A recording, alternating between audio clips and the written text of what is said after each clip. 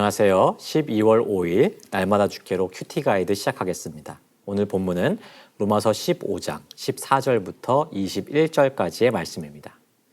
일타 강사라는 말이 있습니다. 이게 무슨 뜻이냐면 1등 스타 강사의 줄임말로 학원이나 온라인 강의에서 가장 인기 있는 강사를 의미하는 말입니다.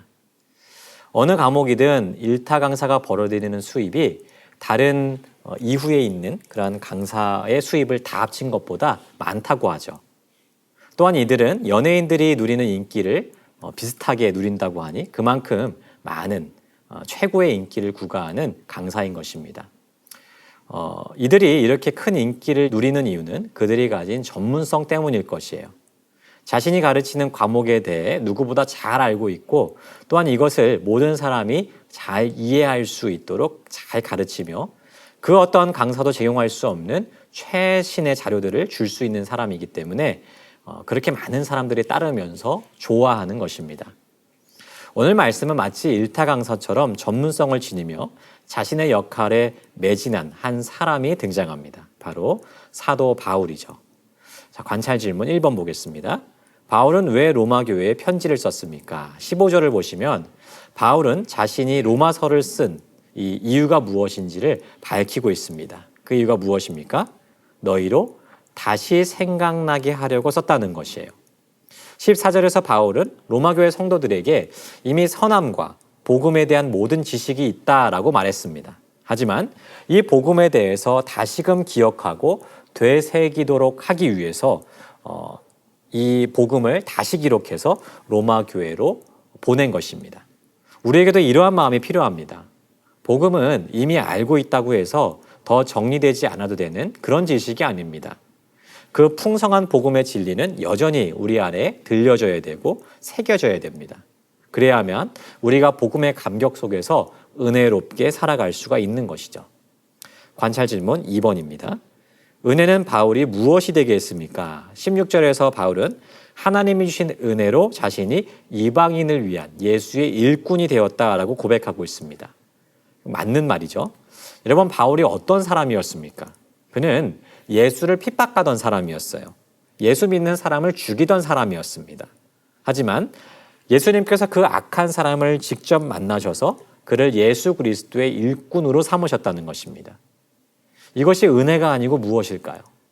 상상도 할 수 없는 은혜를 바울이 받게 된 것입니다. 그래서 그는 이제 자신에게 맡겨진 직분에 충성해야만 됐습니다. 그가 할 일이 무엇입니까? 복음의 제사장 역할을 하는 것이었어요. 자신에게 맡겨진 이방인들을 하나님께서 받으실 제물로 그러한 드리는 은혜의 직분을 감당하는 것. 그가 이 땅을 사는 이유이자 목적이었습니다. 관찰 질문 3번입니다. 바울의 자랑은 무엇입니까? 17절, 18절을 보시면 바울은 오직 하나님께서 역사하셔서 자신의 직분을 충성되이 감당했다라고 이야기하고 있습니다. 바울의 일생을 한번 돌이켜볼까요? 그는 이방인을 주께로 돌이키기 위해서 전 인생을 바친 사람이었습니다. 당시에는 자동차도 없고 비행기도 없었습니다. 당시 전 세계라고 할 수 있는 로마 제국 곳곳을 다니면서 주님의 복음을 전했습니다. 그뿐 아니죠. 배를 타고 이동하다가 큰 풍랑을 만나기도 했습니다. 그리고 여행 중에 강도의 위협을 받기도 했고 대적하는 무리들의 공격으로 죽임을 당할 뻔한 적도 있습니다. 만약 우리가 바울이라면 내가 복음을 위해서 이렇게 헌신했다라고 자랑했을지도 몰라요. 하지만 그는 그렇게 하지 않았습니다. 그가 자랑할 것은 오직 하나님의 역사하심이었어요. 모든 이방인을 주께 돌아오도록 하기 위해서 하나님께서 자신에게 능력으로 역사하셨다는 그 사실, 그것이 바로 그에게 가장 큰 자랑거리였습니다. 말씀을 정리해 보겠습니다. 여러분, 바울은 어떤 사람이었습니까? 그는 복음을 전하기 위해서 자신의 전 인생을 바친 사람이었습니다. 이를 위해서 자기 목숨도 내놓은 사람이었어요.